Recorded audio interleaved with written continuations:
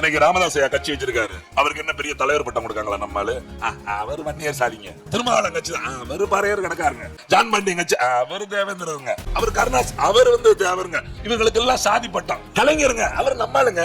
அவர் தான் எங்க சாமிங்க. எம்ஜிஆர் புரட்சி தலைவர், ஜெயலலிதா புரட்சி தலைவி. அதே எடப்பாடி வந்துட்டு அதுக்கு யோசிச்சுட்டு இருக்காங்க, என்ன பட்டம் போடுன்னு யோசிக்கிறாங்க. அவருக்கு என்ன புரட்சி தமிழர்னு சொல்றான், அதுக்கு 4 பேர் கிட்ட அடிக்காங்க. அவன் தமிழன். யாரு? எடப்பாடி தமிழர் தான். எங்களுக்கு பிடிக்கல, எடப்பாடி தமிழர் தான். அவருக்கு புரட்சி தமிழர் சொன்னாலே அவங்க புரட்சி தலைவரா, புரட்சி தலைவரா, அவங்க அப்படியே வாராராம் அப்படின்னு நக்கல் அடிக்கிறான். எம்ஜிஆர் சொல்லும் போது எவனா பேசுறானா?